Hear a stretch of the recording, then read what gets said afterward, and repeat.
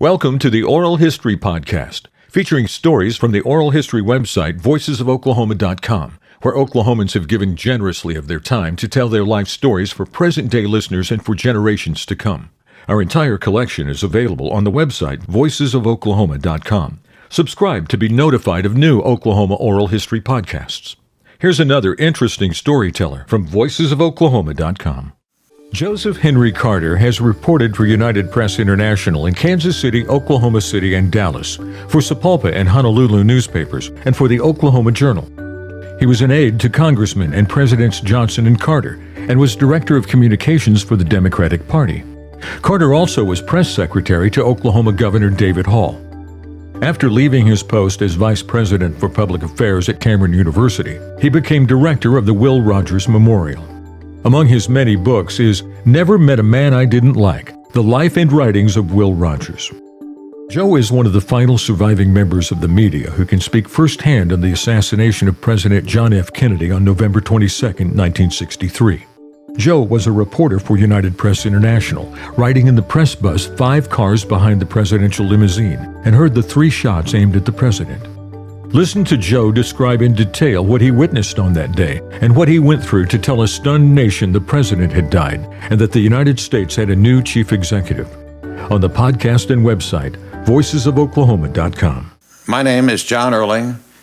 Today's date is December 15th, 2023. Joe, would you state your full name, please? Joseph Henry Carter, Sr., but they call me Joe Carter. I was born July 18, 1932, in Enid, Oklahoma, during the Great Dust Bowl and the Great Depression, and survived those. And I was reared in Tulsa. Okay, and your present age is? 91 years old. All right, and we're recording this interview in the studios of Voices of Oklahoma here in Tulsa. Okay, you stated you were born in Enid. Let's talk about your mother. Your mother's name, maiden name, where she was born, and what kind of personality she had. She was born, her name was Margaret Alice Wilson. She was born in the sand hills of western Oklahoma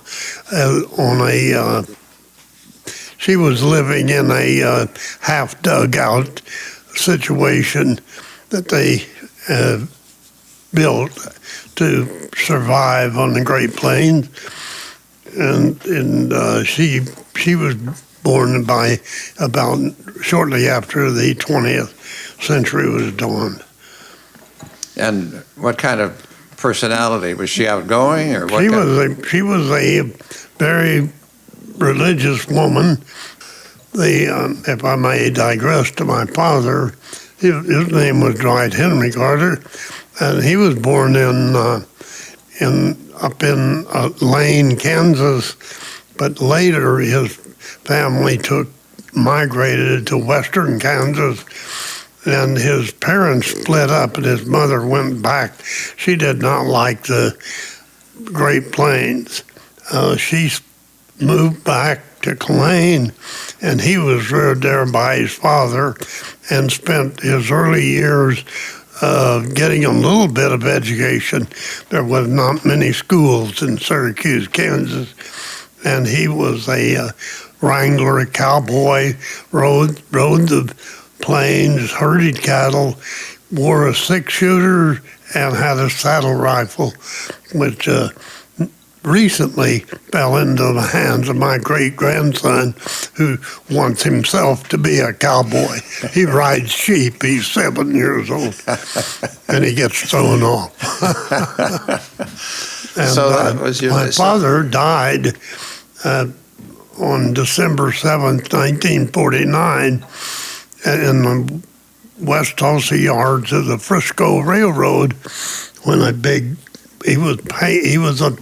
he had gotten hired after the Dust Bowl. Finding any job was a great blessing, and he was hired as a laborer, and he painted boxcars and tank cars, and it was a cold day in December, and he had built a fire under the pot of paint that he would spray paint, and it exploded, and he was fatally burned. I was 17 years old.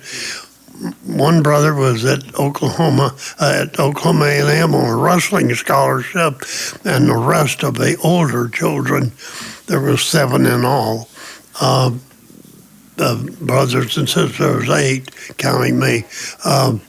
They had grown up and moved away, so I was sort of stuck there with the household in my senior year at Daniel Webster High School. It's interesting, at that time, I also was president of the Tulsa Inter-School Council, which was an effort by Rogers Central and Webster to make peace when we got tired of killing each other after football games. Those were rowdy times in Oklahoma. And I went to work then for a guy named Cal Tenney, who was some kind of a comedian, journalist, and he had bought the West Tulsa paper. I got my first newspaper job there, $20 a week, in the summer of 1950 after I was graduated. From? Webster High. Oh, so you wrote for a newspaper even before you went on to TU? Yes. Were there things about your father that you wanted to emulate? You wanted to ride horses and and round up cattle and all? Was that his life appealing to you? Coming out of the Dust Bowl out in Enid and landing the job in Tulsa, he was able to buy a small acreage out in a little community of Red Fork. We had a couple or 3 acres, and we kept a cow and a horse, pigs, and all kinds of farm animals. So I was reared with lots of, and we had a subsistence type farm out there. We raised our own chickens and our own eggs and milk, and then there was some things you purchased, coffee and sugar, but mostly it was pretty much like the pioneers who came into the tall grass prairie and moved out into the short grass prairie. Right. And the no grass prairie. When were you showing writing instincts or writing ability? If after high school you started writing, but there's got to be a beginning into this. Were you writing earlier in your life? I was writing for the Tulsa. The 3 schools also had a newspaper there, and I contributed to it through the years that I cannot recall whether that was my junior and senior year, but I wrote for it for quite a few articles. And seeing your own words in publication, you sort of get to thinking maybe you're a newspaper man. I thought from then on till I was about 35 years old, 17 years later, I figured that I'd earned my spurs and was truly a newspaper man. Right. But you went through Tulsa schools, grade school, to junior high. And junior high here, and then Webster High School. You graduated in what year? Then I went to Tulsa University, and where actually at that time, I don't know the situation these many years later, but at that time it was basically a technology school. They expected the people on that side of the city to end up being laborers, or people in the trades, building trades, manual labor type job, and they tried to teach you those things. I went to TU without any kind of math background or any foreign language. I've always been a big reader, and I read most of the books that were in the Red Fork Library when I was growing up, which I thank for my education more than what they tried to cram into my skull when I was a kid growing up. When I got out to TU, I had saved up $100, and the tuition was $200, so I put down $100, and I went with this woman who was an advisor, and she looked at me and said, Joe Carter, you are not college material. Well, I did get a degree in economics, but I had a break when I went off to the Army, came back, and then decided that if I wanted to be an economist, I would need a PhD, and I decided instead to get the journalism degree. So I have two degrees from the University of Tulsa, 1957 and 59. Well, you must have done something right. You were elected to the Webster High School Hall of Fame, so there was something about your life and all that they honored. Yeah, they say a prophet is not, Jesus said a prophet is not without honor except in his own home, and that proves I'm not a prophet. Let's go back to December 7th, 1941. You would have been around 10 years old. Do you have any recollection of that day? You were quite young, the bombing of Pearl Harbor. Yes, that was a very traumatic time.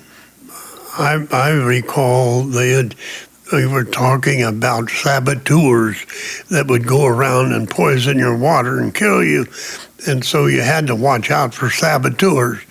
And I spotted a big old metal round thing in the middle of the street. I figured that's where they'd go.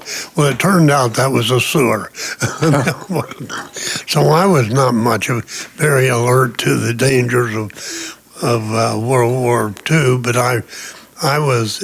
when I was 7 years old, I had one of my older brothers had a newspaper, a Tulsa World Route, and he would pay me 50 cents a week to get up in the morning and walk with him around on that route. And I'd run up and put the paper behind the screen, and he would walk down the center of the street. So when we got through, we always had a newspaper to read. So I started reading newspaper cover to cover. This day, I've read 3 newspapers, the Norman Transcript, the Daily Oklahoman, and the New York Times, which I subscribe to print edition. It's best to hold it in your hand, isn't it? The print edition of a newspaper. I feel the same way. I've got ink in my blood. Yes, you do. Was it then after TU, then you served on active duty? Yes, I was 2 years on active duty and got the GI Bill of Rights, which really financed it. Before that, when I was going to TU, I got sundry jobs. I attended beer bars. We only had beer. I attended bar down 2 or 3 saloons, and I also washed trucks at Baker Truck Rental. We rented trucks to Medigold. They'd come in, and I was out there with a high pressure hose, washing those for $1 an hour to pay my tuition and try to read the books when I got off work. My grade point average was not exceptional. I did not have time to read the books. Did your parents instill in you education and hold that in front of you, or did that just come naturally to you that you knew you needed to get a good education? My mother did not want me to go to the university. She wanted me to go to Drawn and become a bookkeeper so I could work inside. I wouldn't have to work out in the weather. She was not well educated. She had the equivalent of 9th grade, and had even taught back in a little school out in western Oklahoma where she'd gone through 1 through 6. And she was very caught up in the Pentecostal Holiness Church and all of those strange things they do to worship God. And after my father was killed, and she was a woman in her late 40s, and I'm sure she was very frustrated. And having 8 kids, I can imagine what her main interest was for recreation. But she got finally ordained in the Pentecostal Holiness Church. I am a Methodist who stays at home religiously. but I believe in. I'm kind of like I kind of look to Jesus if I need some spiritual guidance. I look to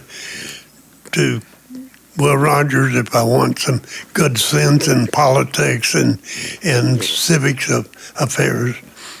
Well, you've got two good leaders there for you. Those are my leaders. That's I listen to my wife carefully. And we should say that your wife is Michelle, and she's sitting here at the table with us and listening to this. She has very distinguished herself, following me as director of the Will Rogers Memorial Commission. She had been vice president of Fidelity Bank, director of public relations for the Oklahoma Heritage Association, and has quite a vita in advertising and public affairs. When did you two meet? How did you meet?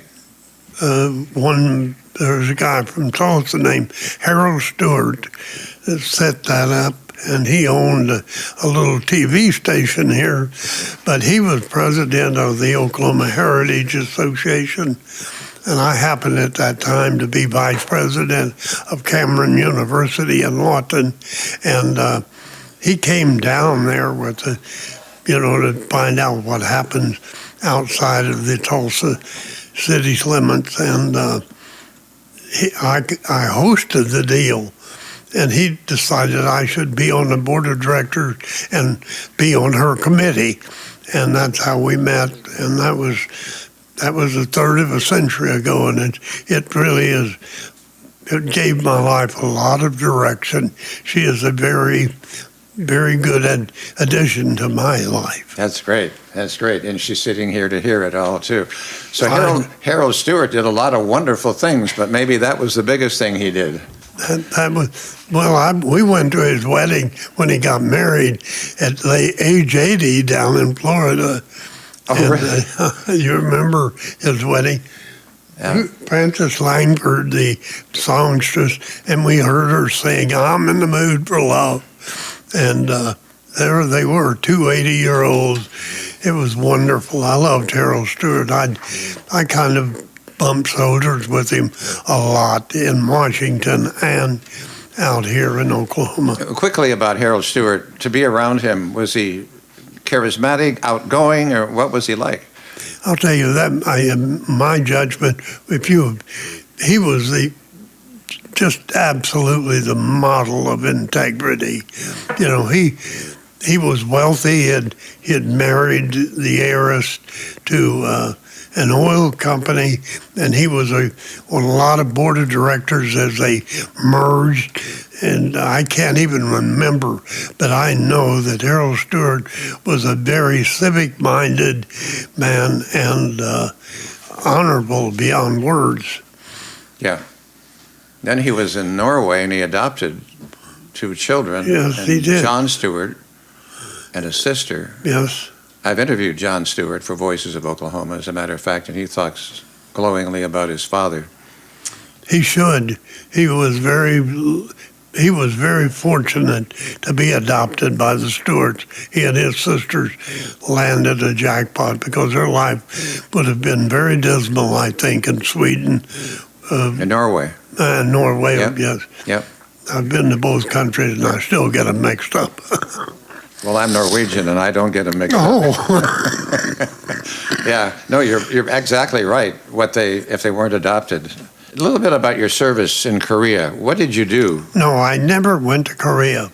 I ended up shipping people to Korea at North Fort Lewis, preparing people to go overseas, and these were secret movements because they were wanting to sink the troop ships. It was a very sensitive thing, but we had to assemble enough troops to fill up a troop ship and send them to Tacoma in the middle of the night and board a troop carrier and get out on the ocean, and that's what I did most of the time, and in training.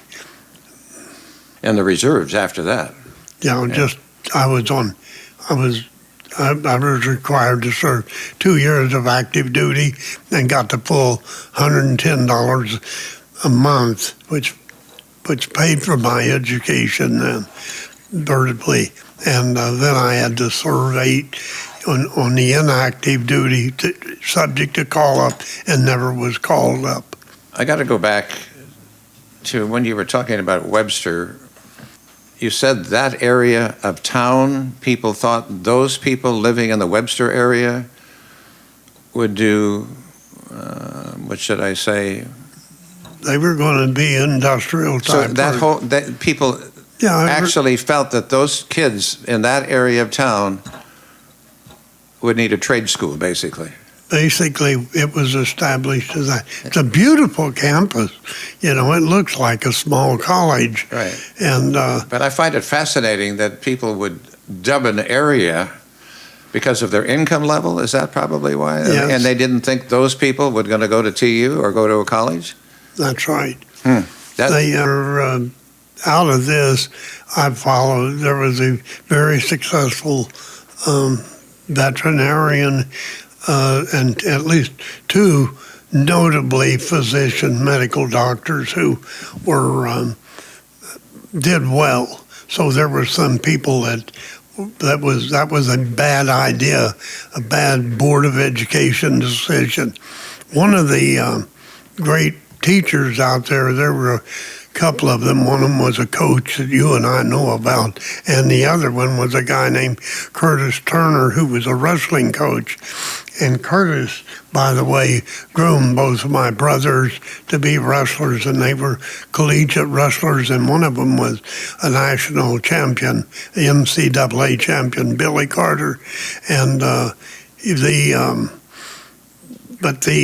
they did not teach, they did not even offer things like geometry and they didn't offer, they had a small Spanish class, but I wasn't allowed to get in it.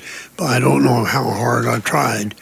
But it was Tulsa's, my longtime friend, maybe my best friend for many years was Jim Hartz, who was later was an NBC anchor at all the manned space moonshots. And he worked in television here. And he worked here. He was at KOTV. He was news director when he was discovered by NBC. After he left NBC, and I knew him when I was a United Press correspondent here. I first met him eyeball to eyeball, but I knew him when he was at KRMG, and he would string for us. He would, in other words, he'd call in stories, little stories for United Press. But he struck me as the radio guy that always knew how to spell every name. And I was impressed because so many radio guys do phonetics and they don't worry too much about what the print word says. No, nobody's going to see it. No reason. Right. But Jim Hartz went to Tulsa Central, and he had a very solid pre-med education and was on his way to medical school when he got caught up in broadcasting. And he won Tonys and all kinds of awards and made lots of money. And we had a very nice public affairs company in Washington for 5 or 6 years, or 10, maybe 5 to 10 years, something. And he did PBS shows, Over Easy with Mary Martin, and some other shows for PBS after NBC. Okay, let's bring you to 1963. November 22nd, President John Kennedy was assassinated, and you were there. Yes, I was, at that time, I had been with United Press International in Tulsa, and starting in Oklahoma City, Tulsa, Kansas City, and then promoted to what they call overnight editor, which was to prepare what we would put on the wire for your early morning radio broadcast, and put on the wire stories that needed to be in the afternoon editions, and that was my day-to-day job. I was responsible for news out of 7 states that came to fed to Dallas.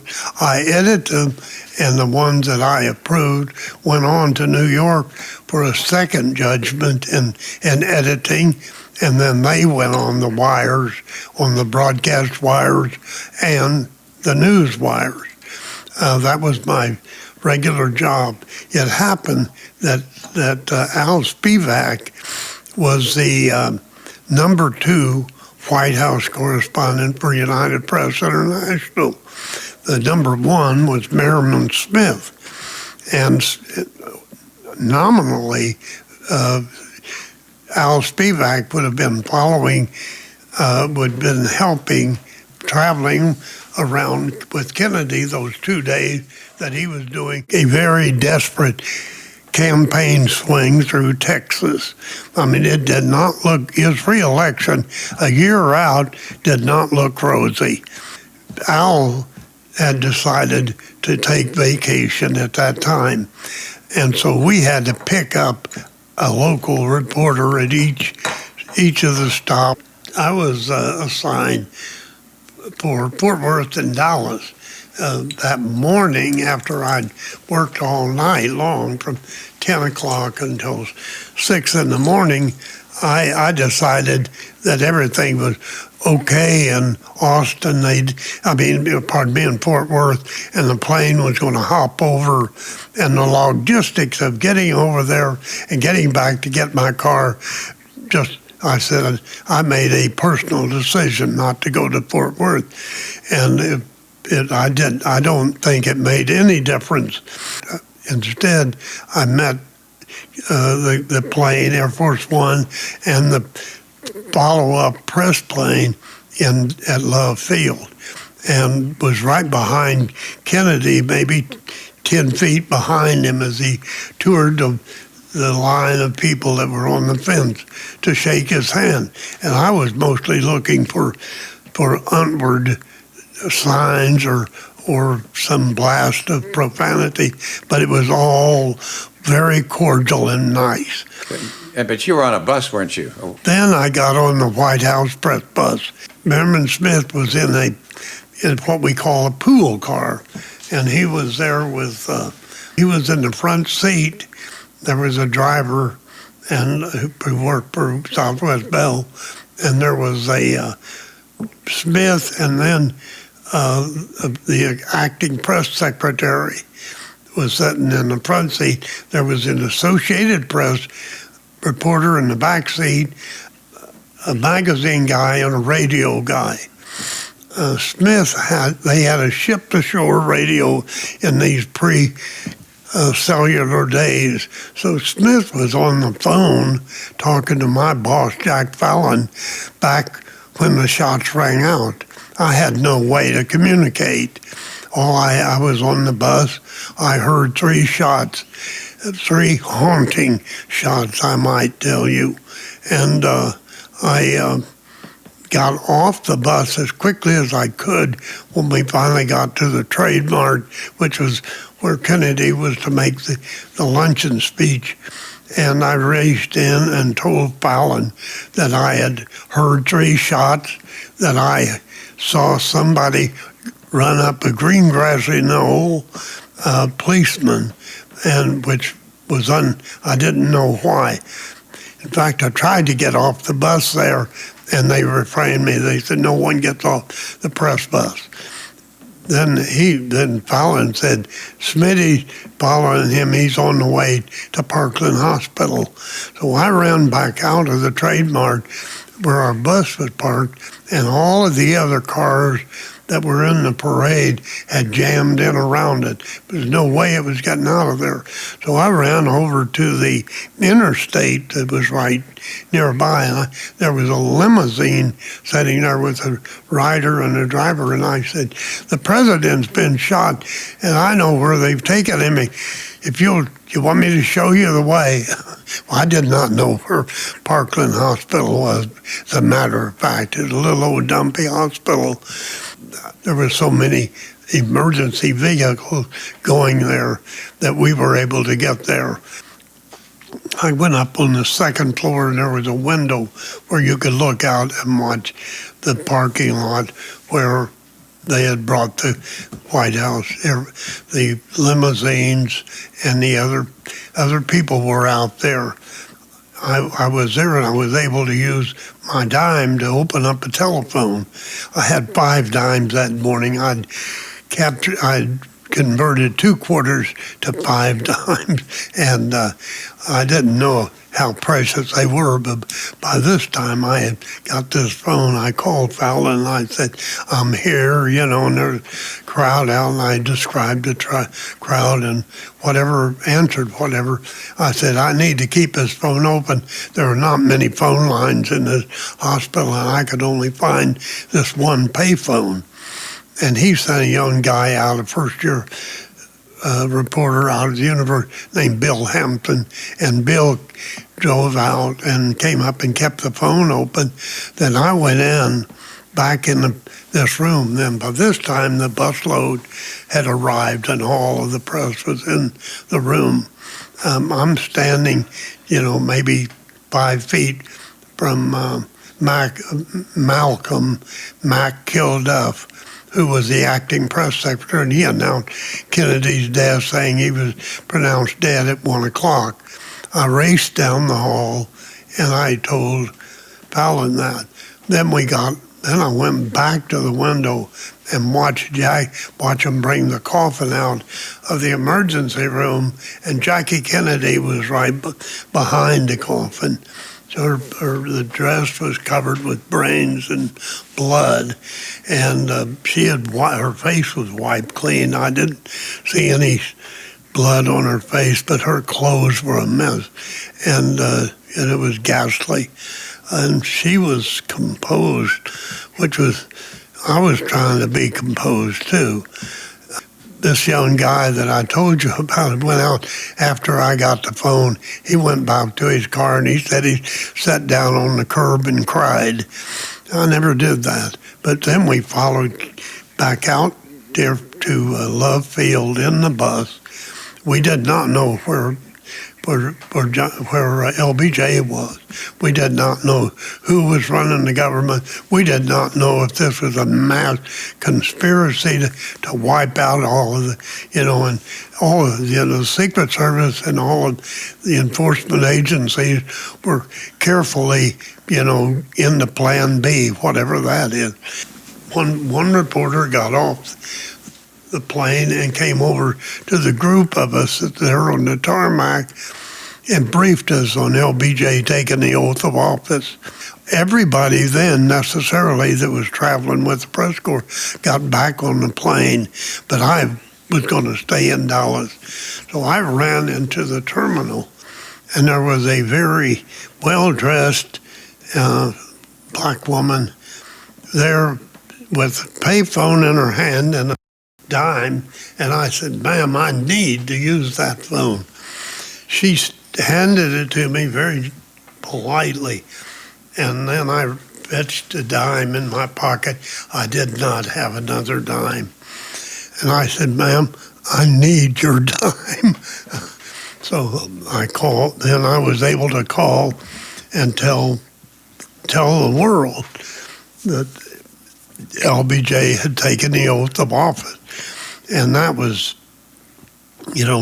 long, terse minutes had passed from the time that we knew that the other president was dead and that we had a new sworn-in president. Didn't UPI make the announcement before Associated Press? You were the first ones, weren't you? Yes, but that was because Merriman Smith had that ship-to-shore radio. Okay. There was a kind of an ugly battle, and the AP man came crawling over the seat and reaching for the phone, and Smitty would not surrender it. The Mac Kilduff, who later became a very good friend of mine, said he started trying to slug Merriman and hit me. I was working for a small radio station in Fargo, North Dakota when that happened, and we were United Press International, And I remember the day when the bell started ringing, and I went out there and I saw what you, Merriman, had produced. And I used to have that. I don't know where it is anymore, but I distinct have that memory and wouldn't imagine that I'd be talking to somebody who was involved with the story for United Press International. It gives me chills to even say that, how life has its come-arounds. Were you early morning broadcaster in Fargo? Not all the time, but that time I was early on in my career. And I made that announcement, and then we were a small station. I'm sure everybody went to a bigger station and listened to it. But anyway. I always wrote your script, so I'm your ghostwriter. Yes. Yes. I want the world to know that I was the man that made this fellow articulate. Thank you so much. Thank you. Where was I've lost count. Where was President or Vice President Johnson at the time? At the moment of assassination, where was he? He was in a car behind. He and Ralph Yarbrough were in a terrible political fight. When LBJ became vice president, he still wanted the right to make things like appointments that fell to the senior senator from that state. And he and Yarbrough were really at odds. And JFK had put them in a car together. They were a few cars back. The Secret Service was right behind the limousine, and then right behind it was a cop car, another cop car. Then it was a pool car where Merriman Smith was. So Merriman Smith actually, when he got to Parkland Hospital, actually went over and saw Kennedy was dead in the car, because he was dead when Lee Harvey Oswald hit him in the back of the, blew his brains out. Yeah. But when you heard the shots and knew something bad had happened, you didn't know for sure that JFK was assassinated, did you? Oh, absolutely not. I did not know. I was not long out of the Army, and it happened that Lee, just funny thing, but Lee Harvey Oswald and I were both sharpshooters, which is a rank they give you when you're in the Army. I was Army infantry, and he was Marine Corps. He got kicked out, and I got the GI Bill. And but you knew. I knew they were rifle shots, and that they were fired at the motorcade. Well, I didn't know. You didn't know that either. No, I couldn't. I didn't. I just knew I heard 3 shots. You know, and I've heard them for 100 times or thousands of times, you know, and times after that, when I finally realized, you know, what those shots did to civilization. You know, it was a real tough thing to swallow, real tough. Yeah. I'm interested. I mean, you instinctively knew then, because of that experience, that something bad must be happening because these three shots. Somebody else might have looked around and say, oh, what was that noise? But because you had that experience, it kicked in for you and set you on your sprint to get your story. Yeah. Yeah. That's true. I really knew, you know, and people were scrambling down on along the street. You know, they were scrambling on that grassy knoll. And I didn't know, but what an angry husband had gone there and shot his wife or something, you know. I know it didn't occur to me that somebody had just murdered the President of the United States. Okay, that grassy knoll produced a lot of controversy that people felt a shot came from the grassy knoll. So as you reflected on this and people talked about that, what were your thoughts? You had no idea that they were coming from the Texas School Book Depository. You had no idea it was coming from there. No. So at the moment, you didn't know and couldn't make a judgment. But they all came from the same place. I could tell that. They were identical, and they were well, it was bang, click, bang, click, bang. that fast, 6.2 seconds. I'll bet you could time that. And that's what it took for Lee Harvey Oswald to cock that rifle and to squeeze the trigger, cock, squeeze, and he only had to do it twice. And he got 3 shots off. So then when they're talking about shots from the grassy knoll, you're saying, no, that couldn't happen from there. It didn't make sense that we would have heard it so clearly where we were. We were directly below. He was on the 6th floor. Our bus was in a 45-degree angle turn to get on. It was very hard left turn to get on Dealey Parkway and get around Dealey Square and to get on the Parkway. So we were going slow and we're just imperfect. Many times I've been there and looked at it, and and you were here, and so they were so plain. And then that there was any other shots, I did not hear them. There happened to be a guy named Magruder who was shooting some 8mm film that also came up. I think it was the basis for the 6.2 seconds. People have interpreted that film wrong. I don't know I do not believe that there were any other shots. I believe I would have heard some more shots. And then second, when I got off that, after Air Force One and the White House press corps had flown back, then I spent months in Dallas investigating. But I was the editor, one of several editors, but I had the editing job, like I said, for morning newscasts and afternoon newspapers. That was my time. And I had numerous reporters running down leads and following up on allegations and lies that you cannot disprove because when they're cut out of the whole cloth, and there's the guy just bald-faced liar, you can't. How do you disprove him? It's almost, I think it was Mark Twain that said, a lie will go halfway around the world while you're trying to put your shoes on. And we spent a lot of time running down lies, and there is no question in my mind but what Lee Harvey Oswald. Wait a minute, there is one question in my mind why that Lee Harvey Oswald acted alone. And that question is, as sure as you are, you could be wrong. I could be wrong, but I don't think, I say I'm 99.9% sure. Maybe something happened it's improbable.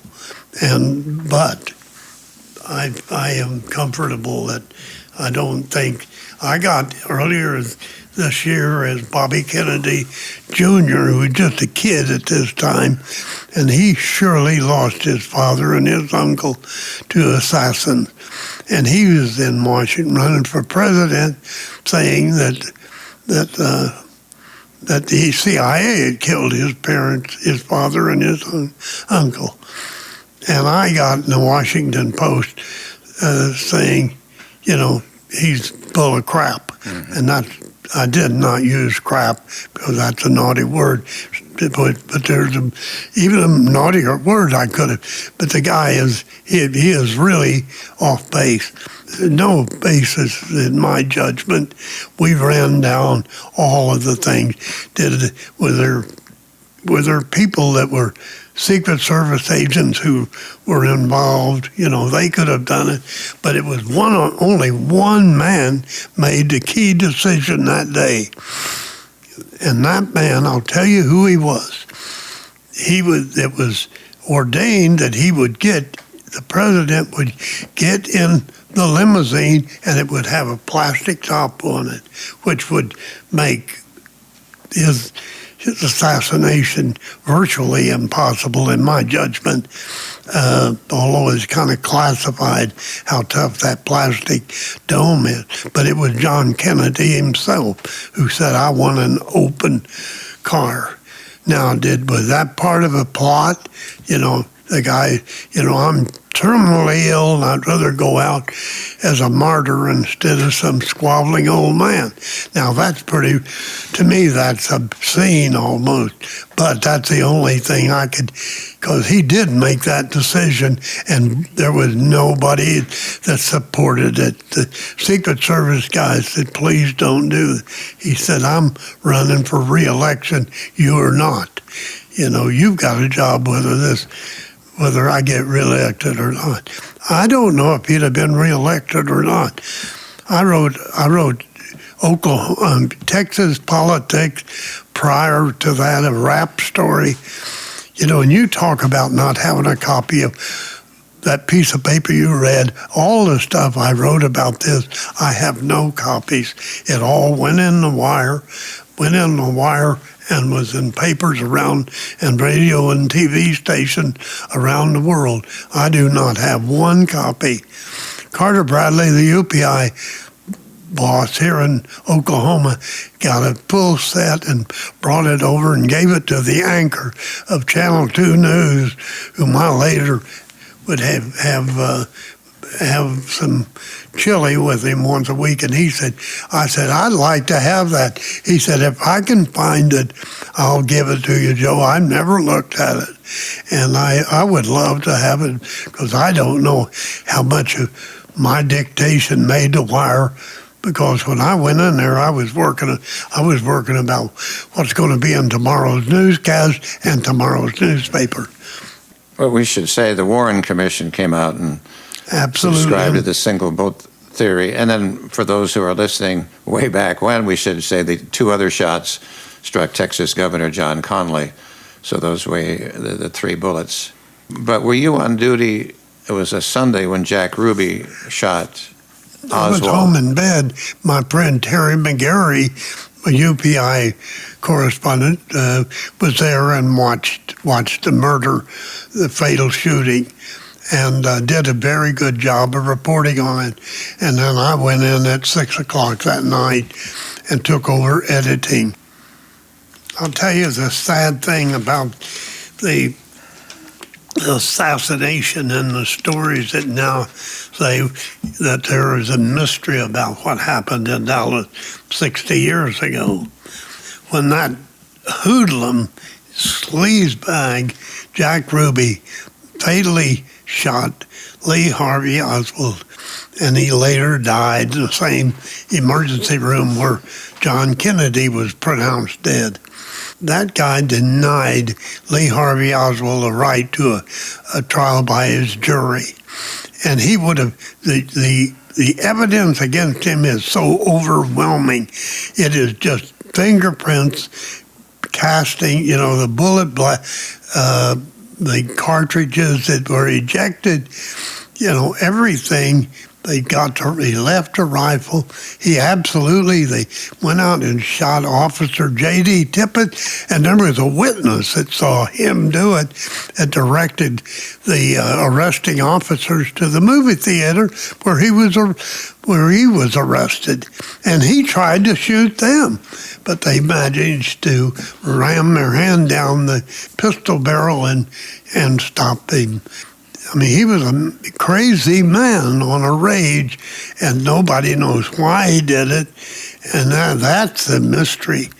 And then, because there was no jury to say guilty, like they did say guilty on Jack Ruby for murdering him, but they never, it was up to the media, and that's guys like you and me, to convince the people that we've done a thorough investigation and that Lee Harvey Oswald was the assassin, period. Now, to keep ourselves out of court, we say he's the alleged assassin, and people just stop when they hear alleged.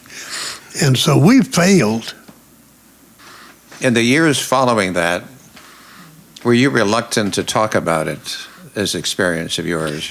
I was, I could function very well, I felt, at the desk. But I got sick of it and got a job offer out in Honolulu and for a little newspaper, and it was like stepping out of a fiery furnace into a place of nothingness. There's no news out there. Almost went nuts. Then I came back. I quit and came back to Oklahoma and went to work as a police and politics reporter over in Oklahoma City. And I worked for the Oklahoma City paper. And then our old I'm sure you've interviewed James R. Jones. Yes. Well, I knew Jim when he was a student assistant sports information officer at OU. And suddenly this man is calling the shots in the White House. Peter Benchley was one of the writers over in the writing pool. And Peter was a well-known third-generation writer, and he said, I want out of here. I don't want to go through the 1968 election 5 years later. He quit and went out to write Jaws. Well, they were looking for somebody to fill his shoes, and that's when Jim Jones had recommended me. You were so immersed in this story, and as you said afterward, you stayed on to write, I don't know, a month or two afterward. So we forget the emotional states of writers and how it lingers with them, and we just read their stuff, and we don't ask. You probably have to get to know a writer to realize, no, this affects him. That's what happened to you. When I married Michelle, years later, we were running the Will Rogers Museum. Corralt had a Sunday show called Sunday Morning with Charles Corralt. He sent a producer and a cameraman down to interview me about Will Rogers in the wake of the Will Rogers Follies, and I had my first book was out, and it was making, a lot of sales. This guy came down. After we talked Will Rogers, I said, would you like to go to dinner? So he and his cameraman and Michelle and I went to dinner, and I'm sitting across from him, and somehow he came up, he said that he had been in Dallas. I said, have you ever done reporting out here? And he said, yes. He said, I'm a producer. And I travel and find some talent. He said, well, I was in Dallas. I said, I was in Dallas with Kennedy. No. So we started talking about it. Bernie Birnbaum was his name. And Bernard Birnbaum, he was a Fulbright scholar, and he'd come back and got hired as a producer at CBS. He went down to Dallas and did some of the best reconstruction reporting at the time. Well, we talked about it. She had no idea that at that time that I had been at there. I just did not. And the reason I didn't, every time I'd start talking about what really happened, then some jerk at the back of the room, that has a fourth grade education, but all the answers, would jump up and say, that's not the way it happened, you're wrong, call me a liar, and I'd want to go down. The neighborhood where I was raised, we settled a lot of disagreements with our fists. I wanted, why the animal came up in me, and so finally I said, no more, I'm just not going to face down idiots that have their own views, or they read something in Popular Mechanics about what happened. I quit talking about it maybe for 15 years. Well, so you were asked to speak publicly about your experience. They wanted you, and you were called on to speak. All right, and so you hadn't even shared it with Michelle. I don't know how many years ago. Has it been recently, or when have you been more open about it? I made it a practice after Bernie and I sat there and talked about the lies that were circulated.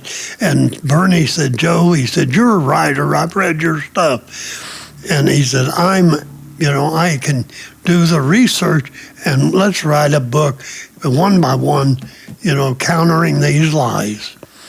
We were in the middle of that, and I was doing it when I'd get off work at the Will Rogers Museum. I'd start reading the stuff that Bernie was sending me. Suddenly he called me on the phone. He said, we've been upstage, brother, and there has been a book out, and it's called Case Closed. And it was written by a New York lawyer, and he does a fine job, one by one, dispelling the lies.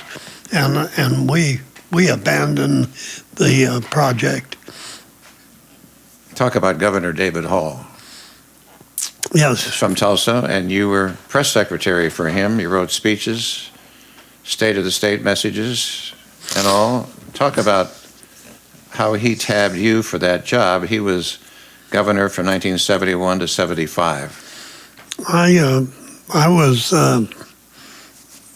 doing consultancy in Washington. I had left working in Congress, was trying to build up a consultancy when he called me and offered me the job as press secretary.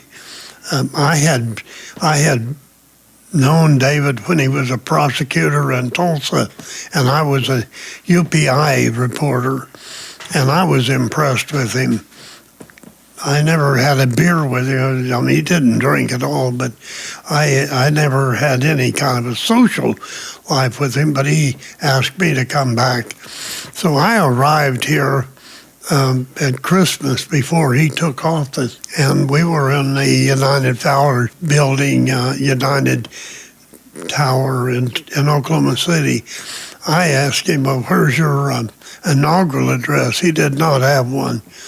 And I said, you also, I had been a political writer out at the Capitol for a number of years, and I knew the protocols. There was nobody else on the staff that even understood that. They were all campaign workers that had just picked them up. I wrote his inaugural address, and I wrote not only that, this first one where we raised taxes. I actually formulated that in the words. G.M. Fuller, who was a tax lawyer in Oklahoma City and had hired on as David's legislative assistant during this period, actually formulated the final draft of the laws that we were changing. And men like Stratton Taylor and Howard Tulsa, and there were several very bright, progressive Democrats in there that would come in and talk about this tax bill. We raised taxes on oil and income taxes and made a lot of people hate David Hall. But we spent 50% of all of that new money went to common schools, 25% went to higher ed, and 25% was spent in necessary government operations. What we should have done at the same time was raised the sales tax on gasoline and matched all that federal money, and we'd have far better roads today. But we didn't do that, and that was what I felt like was a failure. We took a lot of heat. A lot of people hated us, and including Buddy Fallon, who was a district attorney here in Tulsa. Fallis, right. Who took care of me, tried to send me to prison. Why? Yeah, he said I lied to a grand jury, and I did not. Over what issue? He did. He was not a nice man. Well, let me bring you back to the grand jury. What were they investigating? They were investigating a tax accountant who had gone into a bar. He was an alcoholic, and the bar the guy that managed the bar came over and said, "Look, here's my tax return. Can you file it for me, and so I won't have to file it?" And he put it in his pocket, and he went home. And the next morning he got up, and he wore a different suit, and he forgot to file that. So when he did put that suit back on, when it rotated back, he found it, and he went in, and he had to change the numbers for the penalty for being late. And that was the extent of the crime, and Buddy Fallis was investigating that. He had a snitch who had been the accountant guy at this bar, and this guy had got a guilty plea and suggested that he would testify about this dastardly crime of this poor guy with an alcoholic problem. So when I heard about this, as executive assistant, I'd investigated it. I went to the tax commission. We talked about his personal life and about his drinking and how minor, the state did not lose a penny in this thing. It just went in a different column. And we shouldn't, he should not do that. And so they ostracized him. They put together some in his file saying, "You're a bad boy." Slapped his wrist, as the law and order people said. But it was humiliating to him. And I had felt like that was ample. Well, this guy, then Buddy Fallis had opened the grand jury for it. And I said, "I'll come over and tell you what we did to this poor guy." And he's now in dry out. And he went to his grave a sober man. And I testified, and so it happened in the course of the conversation that one guy that had been a big friend and supporter of David Hall, a wealthy man, had been in a divorce situation, and his wife had told about him carrying a briefcase with $50,000 and a big pistol in it. And this became a story that was circulating around.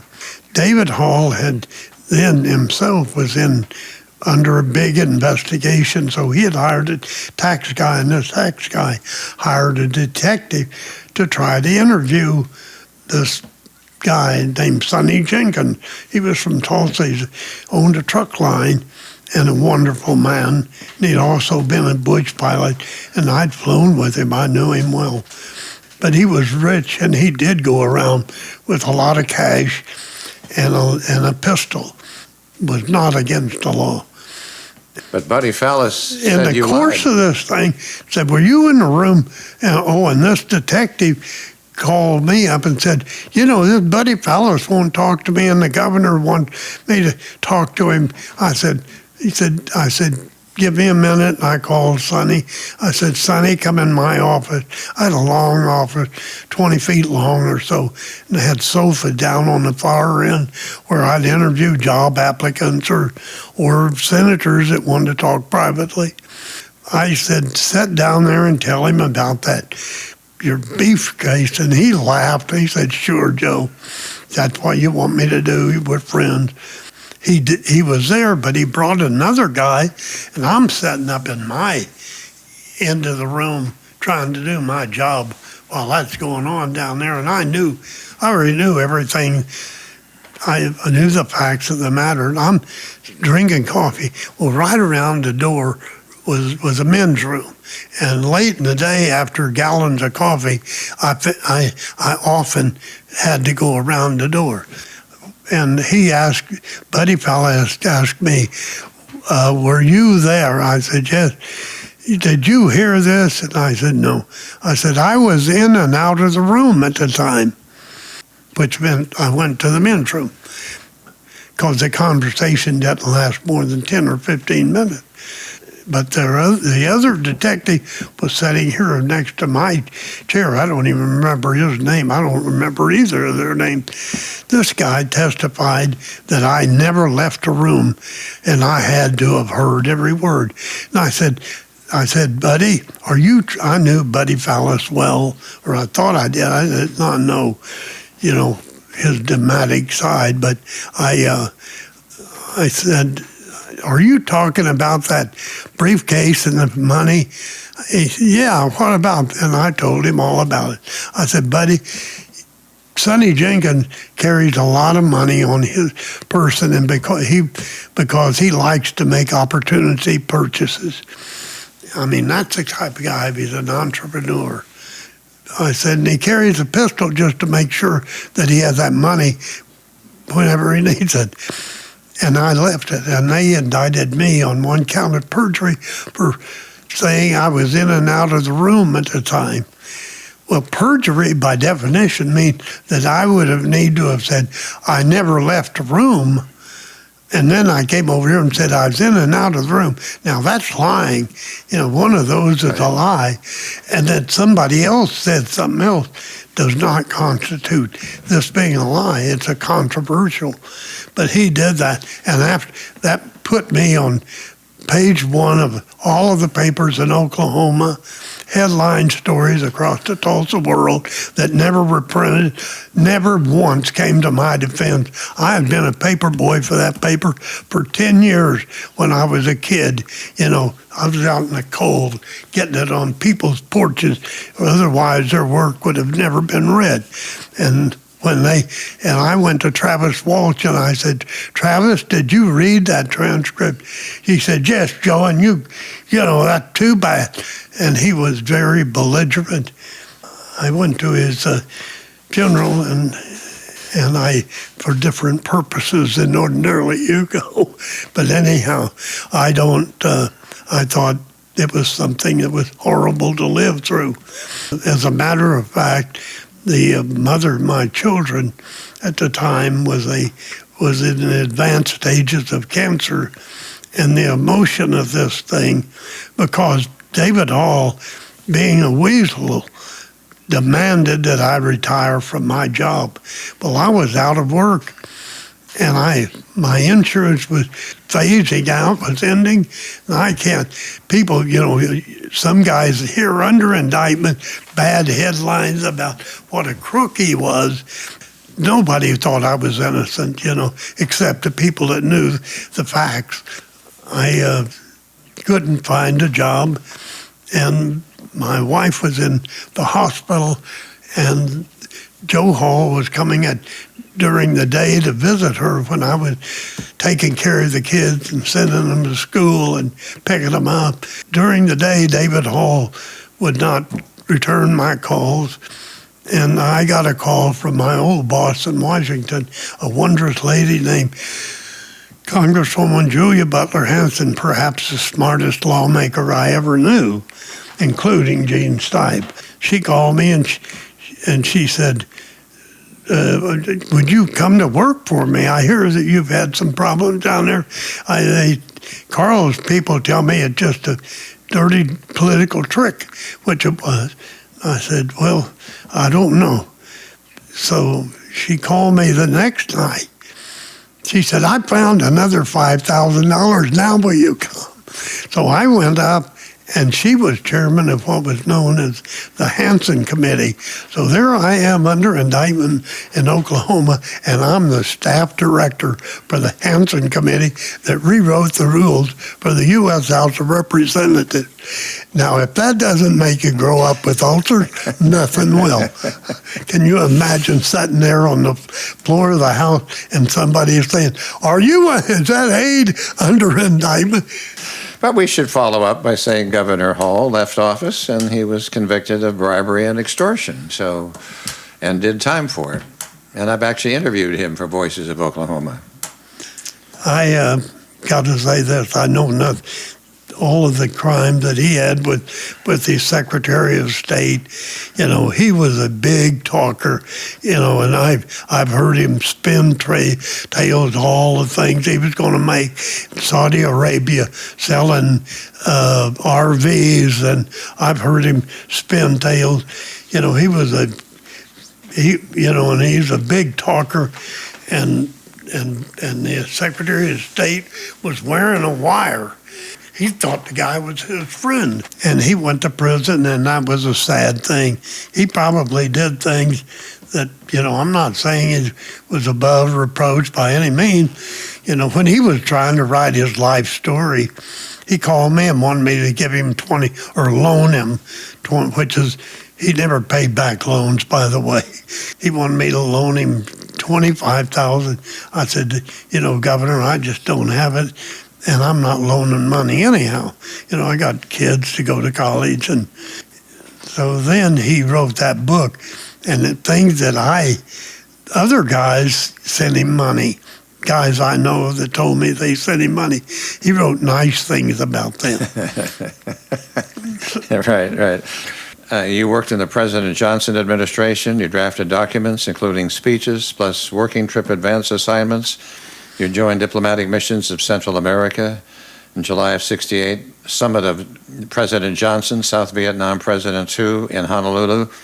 Were you ever up close to LBJ? I tell you, I had a marvelous, when it happened, that, I've been around him and have my photos with him, but the most wonderful time was that the governor of Arkansas and David Hall, but both got elected at the same time. And LBJ called him up and said, I'd like for you, boy, to come down and spend an afternoon with me. Young Democrat, you're going to save the party.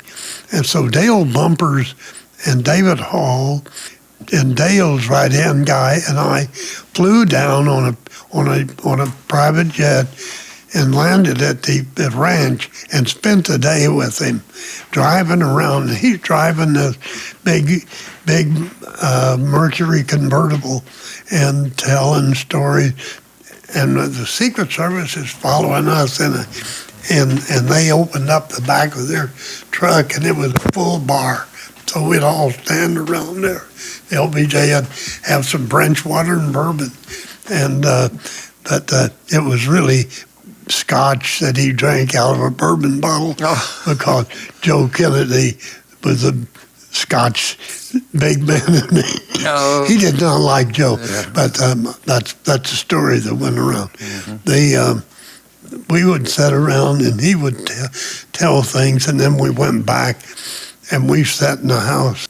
Free conversation with five guys that there was no, they were, all of us were considered ourselves just good old yellow dog Democrats. Chattering, and I said, can I use your phone?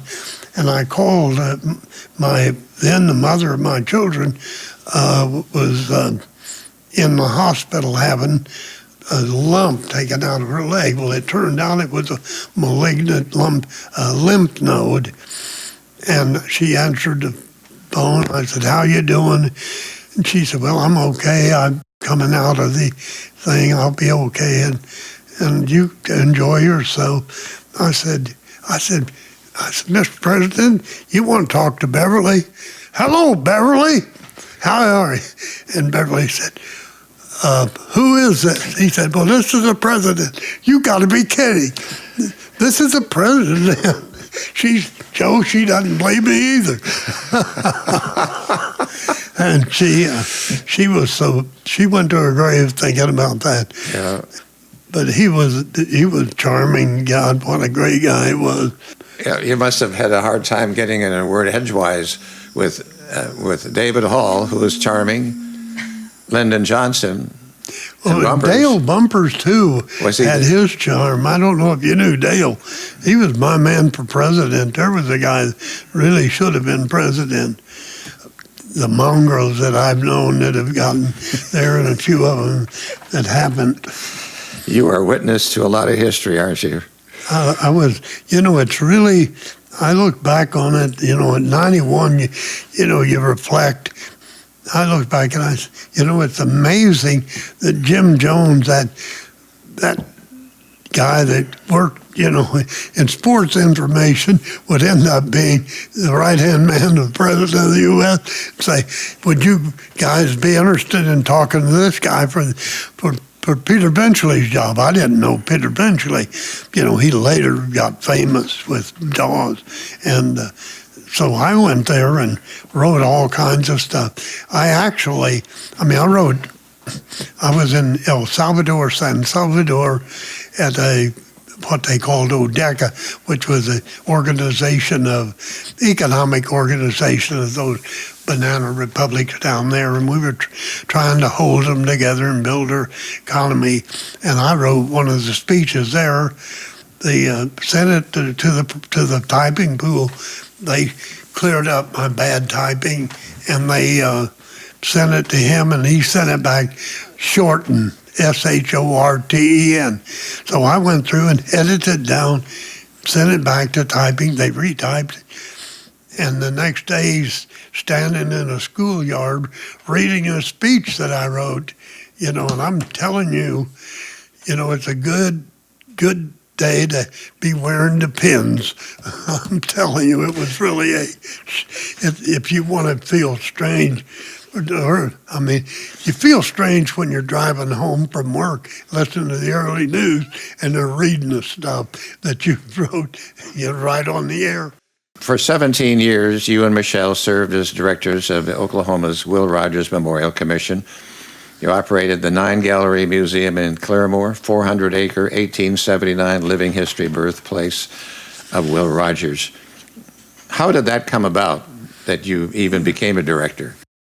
I was vice president at Cameron University, and actually I had taken the initiative to endow chairs, which is a secret to building a real university, and I would raise $500,000. The state would match it with $500,000, and you had $1 million endowment, and say it made 4% a year, then some professor would get that 4% each year to do research or to hire aides, and it's a secret to really hiring good type people at a university. I raised the money to endow several of those, and in the process, my very great friend and as dear a friend to me as Jim Hartz was, Stratton Taylor called me and said, would you be interested in running the Will Rogers Museum? Well, I said, wow, Will Rogers. And I wasn't a big student of Will Rogers at the time, but I got up there, I said, you bet, I really would like to do that. And I went up and ran it until I had a heart attack and died. That was 26 years ago, last Thanksgiving. And so you were resurrected? I was risen from the dead. Damn right. I'm the only born-again SOB you know. Joe Lazarus Carter. Joe, yeah, maybe I am a saint. I was having lunch with Stratton Taylor and Gene Stipe at the Hammett House, and I crumbled out of my chair with ventricle fibrillation, which is not an uncommon way to die. Pretty nice way to die. I didn't feel a thing. I was just dead and fell on the floor. It happened, there was a physician, an MD in the house. He jumped on me and started tearing off my clothes, and there was an ER nurse that kind of jumped down and helped him, and then the guys arrived in a little screaming ambulance I'm telling you hearsay that I heard, because I was dead at the time. I didn't know what the hell was going on. They hit me with a paddle, and my heart started again. Now they've been planted a defibrillator at Oklahoma Heart, a sainted place if there ever was one. happened to be in the same hospital where they announced my father's death. But that's where they implanted this thing, and I've been wearing one for the last 26 years. And look at all you did in those last 26 years. Man upstairs wanted you alive, didn't they? Yeah, the wonderful thing, I think there were three things that happened up at the museum. One, I just plain raised money to fix it up. It was the roof leaked, the birthplace house where Will Rogers was born looked shabby. It had about 25 coats of paint on it. I hired a house painter from Tulsa named Jack Ryan, and he came up and said, "Joe, we're going to have to power wash this house." And it's called a White House on the verdigris, and it's built over logs, but they put put clapboard siding on it. So we started washing it off, and the clapboard siding collapsed. So we had to remill boards to put on that house and painted it, and it's redwood now, so it'll last a long time. And we added Texas Longhorn to the ranch and got a full-time cowboy out there, and then we fixed the museum up. We expanded it to 9 galleries. We did raised about $5 million over those 17 years. That was very important for Oklahoma and as a landmark. For one thing, the little room where Will Rogers' body was rest had a level of mud about 6 inches deep on the floor. So I had to go in, we had to clean that out, and we had to waterproof it. And they had a garden right over it. And when the water would go down, finally it would seep through. Well, we took away the garden and put stonework around it. And so it looks still dignified. Then we also put a little room out in front of it so you could have access. It's got a locked door on it, but you can go down and actually see the crypts where he's buried, his wife's buried, his baby son's buried over here, and his son and daughter are in there. They were cremated, but they're setting up in little vaults there. And people that really care could go down. That was hard. We created a children's museum, which has turned out to be very popular. And that was because of a guy named John Little, who now lives up in Claremore. He did the hard work, and we just fought it out and got it done.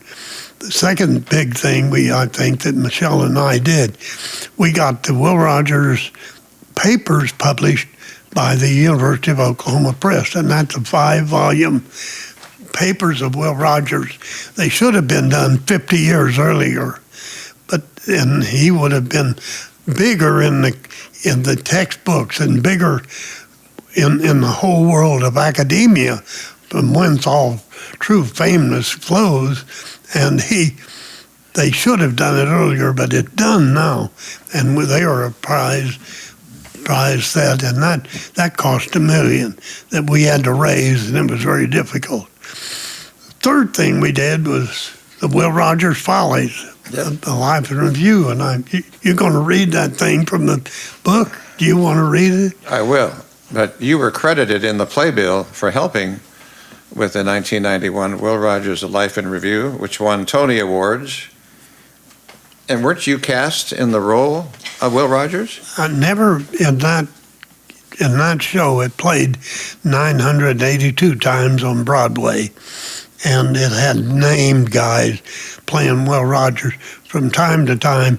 Then, and on the tours, I would play Wiley Post, which was a minor role, although he's the guy that died with him. It happened that I was in later with a guy named James Whitmore, the actor who did a one-man Will Rogers show. Michelle and I were up at Point Barrow at the site of the crash, and we were there. We feel very emotional about Will Rogers and Wiley Post. But after the show, closed, and I played Will Rogers in a one-man show at Branson, and I wrote it myself. It wasn't very good. It drew big crowds. Well, you did 80 of those one-man shows at Branson. Right. So you're dressed up like Will and Yes. talk like Will, And even did some rope trips, which I've forgotten how to do now. and you've done everything. I didn't know you were, you're an actor. You're everything. Everything. I used to play in the Drunkard here in Tulsa, Oklahoma. Oh, did you really? I played for 5 years when I was in college.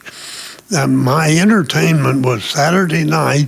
I'd go down and I played Sample Switchell, the Toby character in the play, and I had a lot of fun. Got good reviews. If I ask you any quotes of Will Rogers, do they jump to mind right now? Anything that you? No, I never met a man I didn't like. Yeah. I love that quote because it's a sound statement of brotherhood without boring you with something that sounds too academic. Never met a man I didn't like. And all of us are the same. I may detest Donald Trump and his lies, but that doesn't mean that you can't like the guy. They've got, some people like him, and some people don't. But we shouldn't. We got to give everybody a second chance. And that's what it is, that I like you until you really betray me. Yeah. The Tulsa World carries a quote from him every day. Yeah. And you would think that those quotes were made in the last year or two. They're so relevant to today. Oh, it's absolutely amazing. He is absolutely timeless. And I've written 2 books that were printed about Will Rogers, plus, a dozen or 2 magazine articles. And it's so easy to write about him because there was so many different personas about him. I have a list here that you have published. Never met a man I didn't like, The Life and Wisdom of Will Rogers. Gibbs Smith's The Quotable Will Rogers. Right. You did that. Will Rogers, a pictorial tribute to an American legend. Amazon ebooks that you authored are I Heard JFK's Death Shots, The Unique Challenges of Writing for LBJ, Carl Albert's History-Changing Choice. Yes. I regret when I when I wrote those last 3 ebooks, I regret I just could not hustle up a publisher, and I'm not going to pay for having a book published myself. So I made them ebooks. Not many people read ebooks. Carl Albert, Speaker of the House, and were you around him? Yes. Talk to us about him, because a lot of people perhaps have forgotten him. He was one of our more powerful. Senator Kerr was powerful too, but Carl Albert, just talk about him. Carl Albert was a very disciplined legislator. You get elected to the U.S. House of Representatives, and you go from the representative of 500,000 or 800,000 people out here to one person, and you go into a room with 434 other people just like that. So then you start having to get elected again. So Carl Albert had a very, very, very disciplined public relations thing. He got stories in those little newspapers down in what we call Little Dixie, and they were just stories that they'd write because Carl Albert sent them out. And but his main constituent was those people that elected him first as a whip, then as a majority leader or minority, and then Speaker of the House. And he did not want headlines. He got on the cover of Time, but it didn't impress him. What he'd rather have is his picture in the paper, the Eufaula News, and he didn't care. I really highly respect him, and many of the great programs that matter today to the quality of life in America, civil rights for one, the dams that we build that control the waterways, so Brookside doesn't get flooded anymore because of Keystone Reservoir, and that was a big program, and I admire him and I love him. I had talked with him, made 8 long trips down to McAllister and paid my own way, talking to him about writing his biography. And he said, well, I want a Horatio Alger story. I said, you're Carl Albert. I knew. And he did not want to talk about that stuff. And he did from time to time when we were talking, and it's all in that book. But I labored over it, and I think he should have taken the presidency. The devil take the hindmost. And then, of course, Jimmy Carter just kicked the butt out of Jerry Ford. The American people were ready to get rid of the Republican. When you had a corrupt president and a corrupt vice president, you got pretty good reason to say there's problems with the party they represent. Both of them were Republicans. Carl Albert came from a very meager background, didn't he? Yes, his father was a coal miner. He actually was an underground. There's some wonderful coal resources in that part of Oklahoma. And he finally, at his wife's urging, became a subsistence farming at Bug Tussle, and they lived in a little log cabin. And Carl went to a little school there that was financed largely because the railroad went through and they paid ad valorem taxes on the mileage where they had rails. And he got a good primary education, and he was endowed with an incredible wisdom and brain, his mind. And I don't disagree with his mind. My old friend Alex Adwan told me about sitting in the house gallery one day. He said they were debating prayer in school. That's something that Republicans think is going to save the nation. And Carl got down on the floor, dismounted, surrendered the gavel, and asked for unanimous consent to revise and extend his remark. But Alex said it was the strongest speech I'd ever heard of defending the right to not have prayer in school. He said, I was so spellbound I didn't take a note, but I thought, there's my Sunday column for the Tulsa World.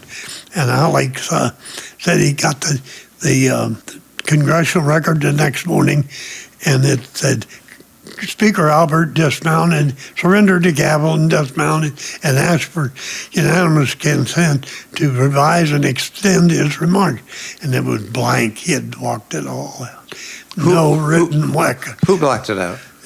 Carl. He didn't want it in there? No, he did not want. He didn't want that going back, being read in the Baptist church, the Nazarene church, Pentecostal holiness, the Church of Christ, all of those Republicans down there. There are rhymes and reasons to everything, aren't there? Some hypocrisy, I got to say. Yeah. So here you are, 91, and you reflected. Your heart is working for you now. You have years ahead of you. But what as you reflect back and look, maybe immediately in highlights or projects that you're really proud of? Do you have any thoughts about that? When you're 91, you live vicariously with your offspring. I have one son, a grandson, who was just promoted from vice president to managing director of Goldman Sachs Bank down in Dallas. And what's his name? His name Matthew Carter. He is an Oklahoma State graduate.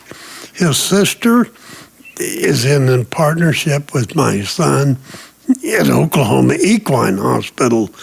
They own 2 hospitals in along I-35 south of Norman, and they work all of the shows that related to the sport of reining. And Joe's on TV every Sunday night on RFD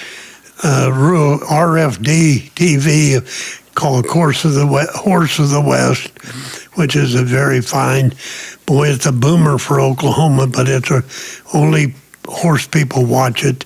But they have a very big operation. They do embryo transfers, they rehab, they do all of the horses that are on the movie, on the TV show Yellowstone. Those guys are all their clients, all of those horses. And if you see them doing the fancy circles, running and stopping on a dime, and these are the horses that my son and granddaughter work on day in and day out. Students listen to this, and they listen to the research of what we do. What kind of advice do you give to students these days as they come out into a far different world than you did? My advice is to drink moderately. Sometimes I did not, and that was a strike. Sometimes I would drink too much whiskey. I think that it does damage, and avoid drugs. And try to stay sober and read. And then we ask the question, how would you like to be remembered? I'd like to be remembered as a guy who had integrity like Harold Stewart. And if I had the smartness, married the kind of money he did, I might have traveled more. But I don't have any regrets about the road I took. And since Michelle and I have left the work world, we visited 70 countries and quit only when the COVID thing hit. And we were living in Florida where it was easy to travel the world. We moved back to Norman because the grandkids were having great grandkids. And we wanted to kind of look in on that a little bit. I've heard so much about you, and it was finally time to meet you. I respect you a lot. The story you've told, how proud you should be, and I know you are. So thank you, Joe, for giving this documentation of your life for Voices of Oklahoma. Let me tell you, I'm an old friend of yours because I used to listen to you every morning, deciding whether to get out of bed or not. You were the deciding force. I probably left you in bed sometimes. Thank you. Thank you, Michelle, for bringing him here. We appreciate it very much. You have been listening to the Voices of Oklahoma podcast, stories taken from the oral history website, voicesofoklahoma.com. At the website, you will discover an array of storytellers. Many you will know. Some will be new to you, but all will be worth your time. This work depends on listeners like you, who are interested in learning about the great people of Oklahoma. Our website provides an opportunity to donate to this 501c3 project, which preserves Oklahoma history, one voice at a time. voicesofoklahoma.com